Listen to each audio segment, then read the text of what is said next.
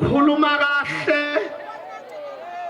hamba kahle, bodla kahle, ungavele uthi goqo, uvele nje shoes. Indoda ingezonothi uthi shoes bekahle kwenzeka uba yi-late and a half noma uzamulane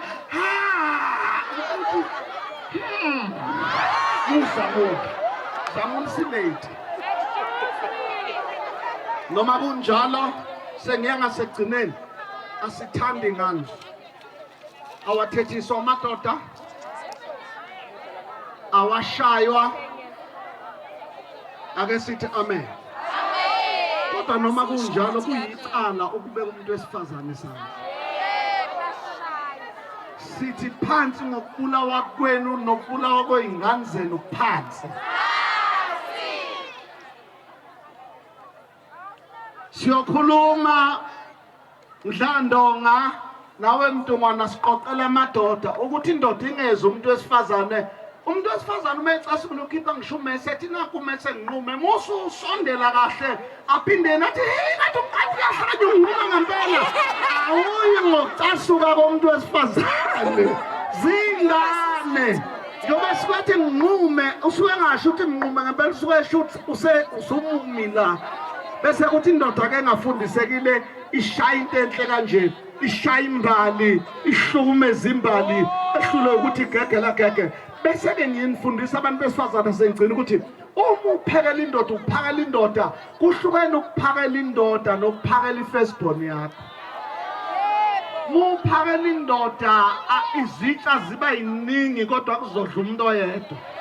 Awutheli rice eplateni uqede lapho uthela imayonnaise phezulu uqede lapho uthela ubeetroot phezulu uqede lapho ubeka ubeka idrumstick phezulu uqede lapho uthele ithanga phezulu kuba nezitshe kuthiwa ngama-bowls ozibeka eceleni ukuze ma ezukuthi ithanga namhlanje akalithandi aliyekelise etsheni manje wena umbondele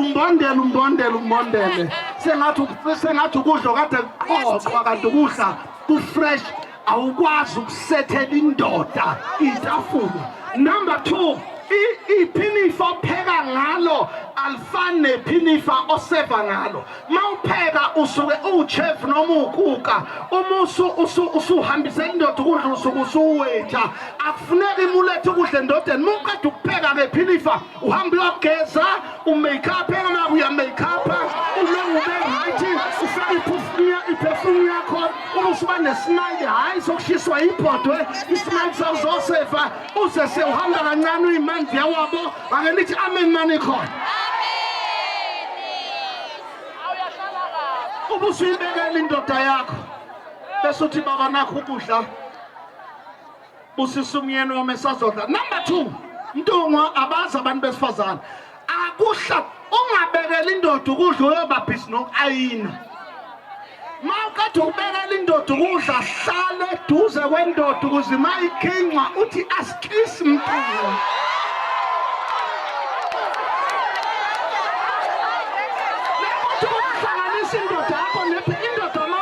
Baseduzana umikhwehlela uthi phephisa shobana elikhulu ungamsashona ukuthi mashobana makumphumo sothi indloveni namandla phephisa wanginwa uyimbambathe emahlombe kancane uyiphusa khona ufisa ukuthi hayi ingamani yekeke leyo nakukane ngiqinisile ayabulawa amagabathi.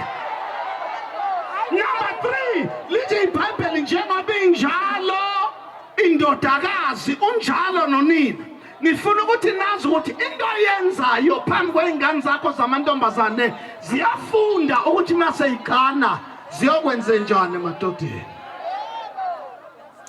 Ngicela sithi amen.